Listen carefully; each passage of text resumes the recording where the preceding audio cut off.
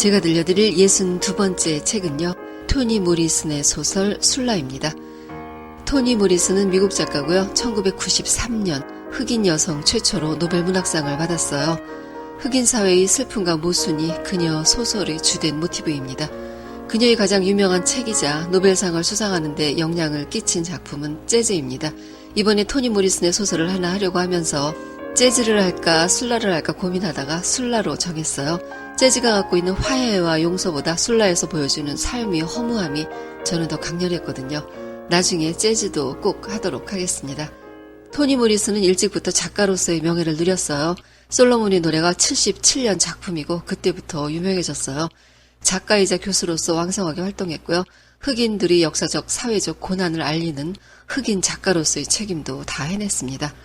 술라는 1919년에서 65년까지 각 챕터별로 연도가 표시되고요. 23년, 27, 37, 41 그리고 확 뛰어넘어 65년까지 연결됩니다. 시간의 흐름에 따라 소설 배경지역의 변화, 흑인의 삶, 고뇌, 사랑과 갈등, 우정, 죄 이런 것들이 복합적으로 담겨 있습니다. 이야기의 주축은 술라와 넬이라는 두 흑인 여성의 우정과 갈등입니다. 그러면 이야기를 시작하겠습니다. 술라와 넬, 그녀들은 흑인이고 같은 마을에서 살았으며 서로에게 유일한 친구입니다. 둘은 미국 아이오와주 메달리온이라는 마을 위쪽에 살았어요. 거긴 주로 흑인들이 살았고 지대가 높았음에도 바닥촌이라고 불렸는데 그건 하느님이 내려다보면 바닥이기 때문에 그렇게 불렸어요. 술라는 외할머니와 어머니 이렇게 셋이서 살았습니다. 할머니 에바는 보이보이라는 남자와 결혼해서 딸 둘과 아들을 낳았으나 보이보이는 좋은 남편이 아니었어요. 술과 여자들에게 빠져 집안엔 관심도 없었고 에바를 욕하고 무시했어요. 그는 결혼 5년이 되었을 때 집을 떠나버렸고 그때 에바의 재산은 1달러 65센트 뿐이었어요. 새 아이를 데리고 가정부일을 다녔지만 먹고 살기조차 빠듯했죠. 그녀는 기차에 한쪽 다리를 일부러 집어넣었고요. 보상금을 받아 방이 많이 딸린 2층 집을 지었어요. 그 방들을 사람들에게 빌려주는 임대업을 하게 되었죠. 에바는 휠체어에 앉아서 외모에 신경 쓰고 남은 한쪽 다리에 화려한 스타킹과 구두를 신고 집안의 남자들을 불러들였어요. 자신을 버린 남편을 저주하면서 그를 미워하는 게 자신을 행복하게 한다고 생각했어요. 큰딸 한나, 그녀는 술라의 어머니예요. 한나는 결혼 후 술라가 3살 되던 해에 남편이 죽자 술라를 데리고 친정엄마 에바의 집으로 들어와 살았습니다. 에바가 그녀의 딸에게 물려준 건 남자에 대한 사랑이었어요. 에바가 집에 남자를 끌어들이고 한나도 동네의 남자들과 어울렸는데 주로 친구 남편들과 이웃의 남편들이었어요. 집안은 정리되어 있지 않았고 규칙 같은 건 애당초 없는 이상한 자유가 있는 집에서 쌀쌀한 듯 하면서도 망연자실한 할머니와 어머니를 보며 술라는 성장했습니다. 넬은 반대의 집안 분위기에서 성장했어요. 넬의 외할머니는 창녀였고 창녀의 딸인 헬렌, 그녀가 바로 넬의 어머니입니다. 헬렌은 외모가 아름다웠어요. 결혼한 후 뱃사람이 남편을 따라 메달리온에 왔고 넬을 출산합니다. 그녀는 창녀인 어머니를 멀리 떠나 이곳에 와 있는 게 만족스러웠어요. 집안은 늘 반듯하고 청결하게 정돈되어 있었습니다. 딸과 남편을 세심하게 돌보았고 자신이 만든 규칙 속에 들어오도록 했어요. 교회도 열심히 나갔고 바닥촌에서 점점 영향 있는 여자가 되어갔습니다. 넬이 10살 되던 해에 할머니가 죽었어요. 장례식에 참석하려고 어머니 헬린과 먼 여행을 한 적이 있었는데 백인들에게 차별을 받으며 힘들게 다녀왔어요. 기차 안에 흑인 칸에만 들어갈 수 있었고 흑인 여인 전용 화장실을 찾지 못하면 진땀을 빼며 참아야 했고 역에 정차했을 때 멀리 풀숲을 찾아다녀야 했어요. 이틀 동안 기차를 갈아타며 그 일은 반복되었고 장례식을 치르고 메달리온으로 돌아왔을 때 넬은 나는 나다. 나는 훌륭한 사람이 되고 싶다. 주여 저를 훌륭하게 만들어주세요 라고 기도를 했어요. 그녀가 여행에서 얻은 수많은 경험들은 마음속에서 들끓었고 앞으로 자기가 하게 될 다른 여행들을 상상해보곤 했어요. 그러나 그녀는 메달리온을 떠나지 못했고요. 그게 그녀의 처음이자 마지막 여행이 되었습니다. 술라와 넬은 친구가 됩니다. 술라는 넬의 집이 깨끗해서 좋았고 넬은 그 깨끗함이 두려웠어요. 잔소리하지 않는 술라의 엄마와 모든 부류의 사람들이 무시로 드나들고 더러운 접시들이 싱크대 위에 어질러져 있고 거실엔 치워지지 않은 제 뒤죽박죽인 술라의 집을 더 편하게 생각했습니다. 그녀들은 자신들이 백인도 아니고 남자도 아니어서 자유와 승리가 금지되어 있다는 걸 알고 있었어요. 이렇게 주어진 것만 갖고 살지 않으려면 자신이 아닌 어떤 존재가 되어야 하며 둘이 만남은 성장을 위해 서로에게 이득이 된다고 생각했어요. 그녀들은 공통점이 몇 가지 있었는데 그건 흑인 소녀라는 것 외에 둘 다 외동딸이고 아버지가 없고 이해성 없는 어머니를 갖고 있다는 거였어요. 두 사람은 서로의 눈빛 속에서 그들이 고대해왔던 친근감이라는 감정을 발견했어요. 1921년 에바 할머니 막내 아들 한나의 남동생인 플럼이 집에 옵니다. 플럼은 에바가 모든 재산을 다 유산으로 남겨주려고 하는 딸들과 비교할 수 없이 소중한 자식이었어요. 1차 대전에 참전했고 전쟁이 끝난 1919년 미국으로 돌아왔지만 바로 메달리온으로 오지는 않았어요. 뉴욕, 워싱턴, 시카고 등지를 돌아다니다가 지친 모습으로 돌아왔는데 분명 무언가가 그를 망가뜨려 놓았음이 보였죠. 활기 있을 때도 있었지만 에바와 한나의 돈을 훔쳐서 신시내티로 자주 여행을 떠났다 돌아왔어요. 며칠씩 방에서 나오지 않고 잠만 잤고 점차 야유어갔습니다. 어느 날 밤 에바는 신문 조각을 말아 불을 붙였고 어느 자식보다 애틋하고 소중한 아들 플럼이 자는 방에 던져 넣었습니다. 그때 플럼은 침대에 누워있었고 그대로 불에 타 죽었습니다. 1922년 술라와 넬은 12살이 되었어요. 만족스럽지 못한 가족은 그녀들을 외롭고 고독하게 했지만 둘이 있을 때는 좋았어요. 술라는 어떤 감정이든 그걸 3분 이상 유지하지 못했고 넬은 강인하고 일관성 있는 침착함이 있었어요. 그러나 그들이 다름은 우정을 쌓는데 별로 문제가 되지 않았어요. 그 나이에 맞는 이야기와 관심을 공유하면서 강렬한 우정을 쌓아갔습니다. 그녀들을 괴롭히는 10대 초반의 백인 소년들이 있었는데 그들은 넬에게 자주 장난을 쳤어요. 어느 날 둘이 같이 있을 때 소년들이 나타났어요. 술라는 두려워하는 넬을 제치고 준비해간 과일 깎는 칼을 꺼내 자기 손가락 끝을 선뜻 베어 피를 흘리게 해서 그들에게 보여줬어요. 이런 짓을 나에게 할 수 있다면 너희들에게 무슨 일을 못하겠냐는 술라의 말에 소년들은 무서워서 도망쳤습니다. 넬은 그런 술라를 보면서 그녀가 자신에게서 멀리 떨어져 있는 듯한 감정을 느껴요. 그리고 어느 날 강가에서 놀고 있는데 동네의 어린 소년 치큰 리틀이 왔어요. 술라는 치큰이 나무 위에 올라가도록 도와주었고 그날 치큰은 자기가 나무 위에서 강의 풍경을 보았다는 자랑스러움에 도취되었어요. 내려갈 때 술라는 그의 손을 잡아주다가 그를 공중에서 빙빙 돌려주었고 치큰은 좋아서 소리를 지르다가 손을 놓쳐버리고 말았습니다. 그는 공중을 날아 강으로 떨어졌고 그대로 나오지 못한 채 가라앉아 버렸어요. 넬은 술라에게 일부러 그런 게 아니 네 잘못이 아니라고 말했지만 두려움이 엄습했고 이걸 누가 보았을까봐 더 두려웠어요. 그 강이 잘 보이는 언덕에는 샤드렉이라는 특이한 남자가 살고 있었어요. 그는 20대의 청년이었고 1차 대전에 참전했다가 동료들이 끔찍한 죽음을 보았어요. 그 자신도 부상을 입었고 기억을 다 잃어버렸습니다. 병원에 오랫동안 있다가 퇴원했지만 뭘 해야 할지 몰라 보도 위에 주저앉아 울었어요. 이제 고작 22살의 청년 샤드렉은 과거도 없고 종족도 없는 아무런 근거가 없는 인간이 되어 있었어요. 그는 메달리온으로 왔고 강 가까이에 있는 오두막에 정착해 살게 되었습니다. 그는 사람은 언제든 죽을 수가 있지만 죽음보다 더 두려운 건 예측할 수 없는 거라고 생각했어요. 1년 내내 그런 두려움에 시달리는 삶을 사는 건 지독했죠. 그래서 그가 고안해낸 게 있었는데 1년에 단 하루만 죽음의 두려움에 시달리는 기념일을 만들어야 한다는 거였어요. 그날을 국민 자살일이라고 정했습니다. 그렇게 한다면 그 해의 남은 날들은 내내 안전하고 자유로울 거라고 생각했죠. 매년 1월 3일, 그게 샤드렉이 정한 국민 자살일이었어요. 매년 1월 3일이 되면 그는 기념행사를 했지만 메달리온 사람들은 별로 관심을 갖지 않았어요. 그는 섬뜩하고 난폭하기조차 했으므로 그와 가까이 지내려는 사람이 없었어요. 국민 자살일은 별로 환영받지 못했지만 메달리온이 모든 사람들은 그날을 알고 있었고요.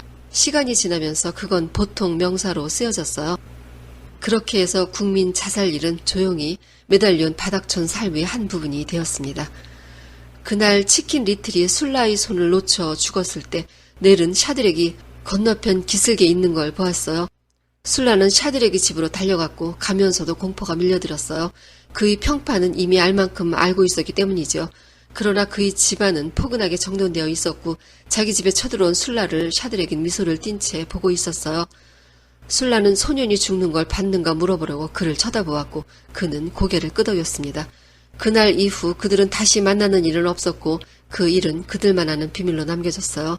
장례식이 진행되는 동안 술라는 눈물이 턱으로 흘러내렸습니다.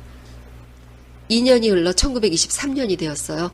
어느 날 술라의 엄마 한나는 자신의 엄마인 에바에게 어렸을 때 우리들을 사랑한 적이 있는가를 물어요. 먹여 살린 건 알겠는데 놀아주었던 기억이 한 번도 없었으니 사랑한 적이 있는지를 궁금해했어요. 에바는 사랑했었다고 대답했으나 한나는 그렇다면 왜 플럼을 죽였냐고 물었죠. 에바는 오래전 죽을 뻔한 플럼을 살려냈고 자신이 유산을 다 물려줄 만큼 사랑했었던 플럼을 생각합니다. 그런 아들 플럼이 다 성장한 어른이 되었지만 어린애처럼 변해가는 게 고통스러웠다고 말해요. 자꾸 자신에게 매달리고 기어 들어오려고 하는 아들을 받아들일 공간이 자신에겐 없었으므로 사나이답게 죽을 수 있는 방식을 주었어야 했다고 말해요. 다음 날 한나는 마당에서 통조림을 만들기 위해 불을 크게 만들었는데 바람이 불었고 그 불이 한나의 옷에 옮겨 붙었습니다. 뜨거움과 고통에 날뛰는 한나를 2층에 있던 에바가 발견했어요. 그녀는 창문을 깨고 아래로 떨어져 내렸습니다. 에바는 떨어질 때 부상을 입었으나 한나에게 기어가려고 애썼어요. 사람들이 몰려와 병원으로 옮기던 도중 한나는 죽었습니다. 그날 에바는 딸에게 기어가다가 술라를 보았어요. 술라는 현관 앞에서 타들어가는 엄마를 그냥 지켜보고 있었어요. 나중에 사람들에게 에바가 그 말을 했을 때 모두들 그런 상황이라면 충격 때문에 어린 소녀가 꼼짝하지 못하는 건 당연하다고 말했지만 에바는 동의하지 않았어요. 그날 자신이 본 술라는 불타고 있는 엄마의 모습을 재미있어 하고 있었음이 확실했습니다. 1927년이 되었습니다. 넬은 남자를 만났고 결혼을 하게 되었어요. 그는 주드라는 남자로 미남에 호감을 주는 청년이었어요. 여자들 사이에서 평판이 좋았고 남자들 사이에서도 괜찮다는 평을 받고 있었죠. 노래를 잘했고 메달리온 호텔에서 웨이터로 근무했습니다. 그는 자신을 진정으로 걱정해주고 보살펴줄 충실한 사람을 원했고 그 보답으로 그녀를 사랑하고 함께 늙어가길 원했고요. 그게 결혼이라고 생각했어요. 넬은 소녀 시절 내내 엄하고 겉으로 감정을 드러내지 않는 부모에게서 애정을 느낄 수 없었으며 주눅들어 있었지만 술라와 있을 때는 자유로웠어요. 술라는 그녀의 유일한 휴식이었어요. 그러나 여자들에게 인기 있는 주드가 자신에게 가까이 오자 으쓱한 기분을 느낍니다. 그렇다고 해서 그녀들이 남자 하나를 놓고 경쟁하는 그런 부류는 아니었으므로 넬에게 주드와의 만남은 술라에게만 국한되었던 관계에서 발전하는 셈이 되었어요. 남자를 보는 새로운 감정은 그녀를 변화시켰고 그건 우정보다 더 크게 다가왔습니다. 그녀는 미소를 예쁘게 짓게 되었고 주드로 인해 새롭게 태어나고 있었어요. 결혼식은 6월이 따스한 미풍이 부는 날이었습니다. 메달리온에서 이렇게 격식을 갖춘 피로연은 처음이었어요. 먹고 마시고 춤추고 결혼식이 진행되는 동안 넬과 주드는 행복한 한 쌍이었어요. 그날 술라는 푸른 옷을 입고 있었으며 행복한 넬의 모습을 미소 지으며 보았습니다. 피로연 중간에 넬은 술라가 도로 쪽으로 난 길을 미끄러지듯 내려가는 것을 보았는데 그날 술라는 메달리온을 떠났습니다. 10년이 흘러 1937년이 되었어요. 술라는 10년 만에 돌아옵니다. 술라가 돌아오던 날 메달리온에는 재앙을 상징하는 울새의 떼가 나타나 날아다녔어요. 술라는 영화배우처럼 옷을 화려하게 입었고요. 예쁜 여행용 가방과 핸드백을 들고 있었어요. 에바는 더 늙었고 몸이 안 좋았습니다. 10년 만에 만난 할머니와 손녀는 서로를 반기지 않았고 만나자마자 서로를 할퀴었는데 보험금을 타려고 다리를 기차에 집어넣은 할머니는 나쁜 사람이라고 말했고 에바는 불에 타 죽는 에미를 보고만 있었던 나쁜 딸이라고 욕했어요. 얼마 후 술라는 에바를 소니데일 요양소에 강제로 입원시켜버리는 것으로 갈등의 대상을 눈앞에서 제거했습니다. 술라와 넬은 10년 만에 다시 만났어요. 그동안 넬은 3명의 자녀를 낳았습니다. 술라를 만나게 되었다는 건 넬에게는 시력을 되찾는 것처럼 새로운 걸 보게 될 수 있다는 거였어요. 오랜 친구, 자신을 웃게 해주었고 같이 있으면 기분 좋은 술라, 서로의 각오를 속속들이 알고 있는 유일한 친구. 넬에게 술라는 경쟁하지 않고 자신을 명확히 밝히도록 도와주는 존재였어요. 술라가 넬의 집으로 찾아왔고 이야기를 나누는 동안 넬은 오랜만에 갈비뼈가 아플 정도로 웃었으며 지난 몇 년 동안 이런 웃음을 웃어본 적이 없음을 느낍니다. 10년 동안 어떤 곳에서 어떤 것을 했는지에 관해 술라는 대학을 다녔다는 말만 간단히 했어요. 술라가 오고 나서 바닥초는 술렁이기 시작합니다. 오자마자 할머니 에바를 요양원에 집어넣은 것부터 시작이었어요. 술라가 불에 타고 있는 자기 엄마를 보고만 있었다는 얘기도 돌았고 백인들과 잠을 자고 돌아다녔다는 소문도 돌았어요. 소문은 늙은 여인들이 입을 모았고 아이들에겐 수치심으로 그녀를 외면하게 했고 젊은 사내들에겐 그녀를 볼 때 입안에 침을 다시 삼키게 했어요. 술라가 왔을 때 울새떼가 날아온 것도 소문에 힘을 실었죠. 바닥촌 사람들은 이제 밤이 되면 문간에 빗자루를 가로질러 놓았고 현관의 계단 위에는 소금을 뿌려 술라로부터의 재앙을 피했어요. 그리고 술라를 감시했습니다. 어떤 날은 티포트라는 어린아이가 계단에서 굴러떨어졌는데 마침 거길 지나던 술라가 도와주려고 가까이 갔고 그걸 본 티포트의 엄마는 술라가 아들을 밀었다고 말했어요. 그날 티포트는 갈비뼈에 금이 갔는데 의사는 아이가 영양실조라서 그렇게 된 거라고 말했지만 사람들은 안 믿었어요. 다 술라 탓이라고 했죠. 티포트 엄마는 평소 아들을 돌보지 않고 술이나 먹던 여자였으나 그날 이후 술을 안 먹고 술라로부터 아이를 보호하겠다는 결심으로 헌신적인 엄마가 되었어요. 또 핀리라는 남자는 현관에 앉아서 닭뼈를 뜯고 있었는데 지나가던 술라를 힐끗 쳐다보다가 닭뼈가 목에 걸려 질식해서 죽었어요. 사람들은 이것도 다 술라의 재앙이라고 했죠. 술라의 집에 남자들이 드나들기 시작하고 나서 부인들은 자기 남편들도 한 번쯤은 드나들었을 거라고 생각했어요. 과거 술라의 엄마인 한나도 그랬었는데 이번엔 경우가 좀 달랐어요. 한나는 그녀 자신이 그들이 남편을 원했으므로 부인들이 자존심은 조금 지켜졌으나 술라는 남자들을 만난 후에는 아무런 의미 없다는 듯 가차없이 팽개쳤어요. 술라의 불길함에 대한 마을 사람들의 신념은 설명할 수는 없으나 신비스러운 방법으로 그들을 변화시켰습니다. 술라라는 공공의 적에 대항하기 위해 그들은 서로를 보호했어요. 남편과 아내는 서로를 아끼기 시작했고 자식들을 보호했고 가정을 가꾸는 것으로 대항했어요. 그러나 술라에게 불리한 증거가 만들어지긴 했어도 그녀에 대한 결론은 만들어지지 않았어요. 술라는 마을 사람들이 소문이나 행동에 전혀 개의치 않는 시크함이 있었습니다. 그녀는 할머니의 오만함과 어머니의 자기 도치를 물려받았고 뒤틀린 자신의 상상력을 앞에서 타인에 대한 의무감을 아예 없애버렸어요. 그녀는 의무감 없이 자신의 나날을 살았고 즐거움과 고통은 타인에게 주는 것보다 그저 몸소 겪는 실험적 삶을 택한 듯이 살아갔습니다. 치큰 리틀이 강물 속으로 들어갔을 때 책임에 대한 중요한 감정을 버렸고 기대를 걸 타인과 자아는 존재하지 않는다는 걸 배웠어요. 야망도 없고 돈에 대한 욕망도 없고 사람들과의 관계에 대한 욕구도 없었어요. 자신에 대한 소문에도 아무렇지 않았고 변명조차 할 필요성을 느끼지 못할 만큼 자기에게만 일관된 여자가 되어 있었던 거였어요. 그녀는 넬의 남편 주두와도 잠자리를 갔습니다. 그게 넬에게 고통을 주리라는 것도 생각지 않았어요. 그녀에게 사랑을 즐기는 일은 특별한 종류의 즐거움을 만들어내는 것일 뿐이었어요. 성을 건전하고 아름다운 것으로 간주하는 성의 미학을 그녀는 권태로워했어요. 술라에게는 결혼이라는 것에 대한 상세한 지식이 없었고 어머니와 할머니를 통해 모든 남자는 자신의 취향에 맞으면 그것으로 된다는 걸 배웠어요. 게다가 10년 동안 여러 도시를 방황하는 동안 진정한 친구를 만들고 싶었지만 그걸 찾지 못했어요. 그녀가 만난 사람들은 똑같은 사랑에 유의를 하며 똑같은 방식으로 사랑을 냉각시키고 있었어요. 사적 생각들은 외면되었고 필요하지도 않았으므로 남녀간의 사랑이란 절대 존재하지 않는다는 걸 확신하게 되었죠. 만일 술라가 그림을 그린다든지 조각이나 춤 또는 악기를 배웠더라면 그 감성의 영향으로 자신의 감정을 실현시켜줄 활동으로 이어지게 할 수도 있었지만 그녀는 배운 게 없었어요. 그저 상상만으로 감정과 느낌을 확정했고 믿어버렸던 거죠. 아무런 예술 형식을 가지지 못한 예술가처럼 그녀는 위험스러워졌고 그 상태로 메달리온으로 돌아온 거였어요. 그녀가 메달리온으로 돌아온 건 진정한 친구 넬 때문이기도 했지만 지난 시간들은 술라를 과거의 친밀한 친구로서의 감정으로 가는 걸 막고 있었어요. 술라와 주두의 사건은 메달리온을 다시 떠들썩하게 만들었어요. 주두는 죄책감과 여러 가지 감정이 얽혀 결국 메달리온을 떠납니다. 넬은 괴로웠어요. 진정한 삶의 활력을 뺏은 사람은 술라였고 자신의 가슴을 으깨어놓은 사람은 남편 주두였죠.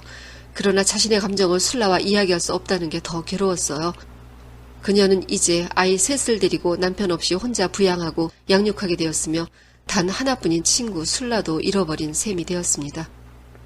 술라는 에이작스라는 남자를 만나요. 에이작스는 메달리온에서 살아왔고 그녀들이 소녀였을 때도 마음을 설레게 했던 잘생긴 바람둥이에요. 에이작스를 만나면서 술라는 소유가 무엇인지를 알게 됩니다. 사랑은 아니더라도 소유와 그것에 대한 욕망은 그녀에게 새롭고 이질적이었지만 거부감은 없었어요. 에이작스가 오는 날을 기다리고 그를 만나기 전엔 거울 앞에서 웃음도 지어보게 되었어요. 어떤 날은 자신의 몸매를 살펴보았고 목욕실과 침대를 정리했고 두 사람을 위한 식탁도 준비했어요. 그러나 에이작스는 그녀를 떠납니다. 술라는 그의 물건 중에서 운전면허증을 찾아냈는데 거기엔 그의 이름이 에이작스가 아니라 알버크 잭스라고 쓰여 있었어요. 자신이 그의 이름조차 제대로 알지 못했다는 걸 알게 된 거죠. 그에 대해 알고 있는 게 아무것도 없다는 사실은 그녀를 좌절시킵니다. 그녀는 이제 더 이상 새로운 노래는 없을 거고 노래를 부를 필요도 없다고 생각해요. 3년이 흘렀고 1940년이 되었습니다. 술라는 병이 들어 누워있은 지 몇 년 되었고 3년 만에 처음으로 내리 술라를 찾아왔어요. 그동안 그녀는 주두가 일했던 호텔에서 청소부 일을 하면서 애들을 키우고 있었어요. 병이 깊어가는 술라를 보면서 분노와 부끄러움을 느낍니다. 넬은 술라에게 나는 너에게 친구로서 친절하게 대했는데 그게 너에겐 중요하지 않았던가를 물어요.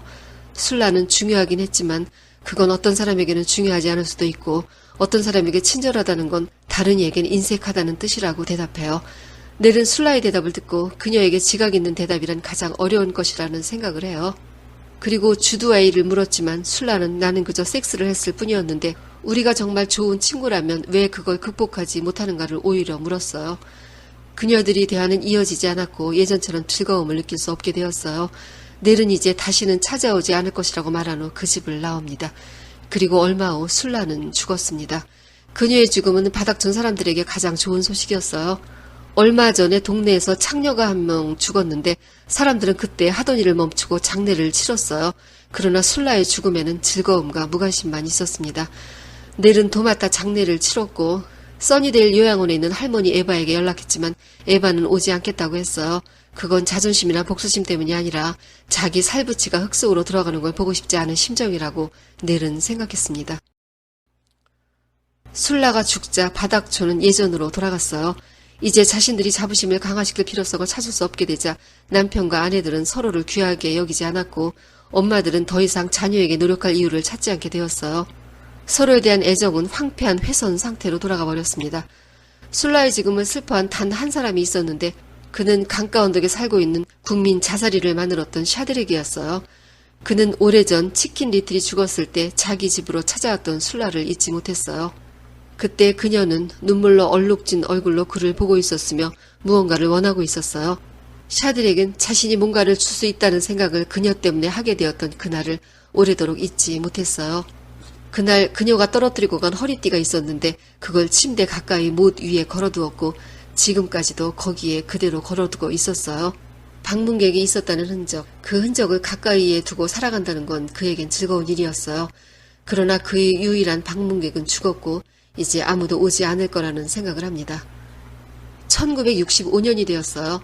흑인들이 상황에 변화가 많았습니다. 흑인들은 가게를 차린 이도 있었고 학교에서 수학을 가르치는 흑인들도 생겨났어요. 바닥촌도 변화가 있었습니다. 2차 대전으로 돈을 번 사람들이 많이 이사왔고 어디에도 백인들이 넘쳐났어요. 그들은 메달리온이 땅들을 사들였고 그 위에 텔레비전 방송국이 세워졌으며 골프장이 들어섰고 땅값이 올라가고 있었어요. 각자 집에 텔레비전과 전화를 갖고 있었으므로 남의 집에 들르지 않고 자기 집에만 머물게 되었어요. 넬은 55세가 되었습니다. 그녀는 자녀들을 다 키워 내보냈고 이제 혼자 살고 있었어요. 술라의 할머니 에바는 아직도 요양원에 살아있었고 넬은 그녀가 보고 싶은 호기심이 있었어요. 그동안 넬은 교회에서 봉사활동을 열심히 했으므로 요양원 방문은 그녀에게 낯선 일이 아니었어요. 에바는 넬과 술라를 구별하지 못했어요. 너희 둘은 다를 것 하나 없이 똑같았다는 말을 합니다. 요양원을 나오면서 넬은 자신이 느낀 상실감은 주두 때문이었다고 생각했었는데 그게 아닌 걸 이제 알 것 같았습니다. 그녀는 길고 끝도 없는 서러움을 느낍니다. 그건 바로 술라에 대한 그리움이었어요. 소설은 여기서 끝입니다. 우리 인생에는 논리적으로 설명할 수 없는 일들이 많습니다. 넬과 술라는 전혀 반대의 극단에 서 있는 사람이었지만 서로에게 유일한 친구였어요. 성장한 그녀들이 삶은 더 그랬죠. 넬은 떠나고 싶었지만 떠나지 못하고 메달리온에서 전형적인 흑인 마을의 여인으로 살았어요. 그러나 술라는 보통의 삶 속에 들어가지 못하고 상대방과 자신에게 고통을 주며 결국 자신이 먼저 쓰러졌죠. 넬은 술라로 인해 생의 활력을 경험했지만 그녀로 인해 주두를 잃었어요. 그러나 미워해야 할 술라를 그리워하지요. 에바, 자식을 죽였고 죽어가는 자식을 목격했고 손녀에 의해 요양원으로 보내진 에바의 삶. 에이작서의 사랑이 끝나자 속절없이 무너진 술라. 이 아이러니한 상황들은 인생의 빛과 그림자를 생각하게 하죠. 거기서 그림자의 실체는 설명할 수 없는 우연과 악연 때문이라고 설명되는 거 아닐까 합니다. 55세가 된 넬, 그녀가 느끼는 허무함은 아주 쉽게 공감되는데요.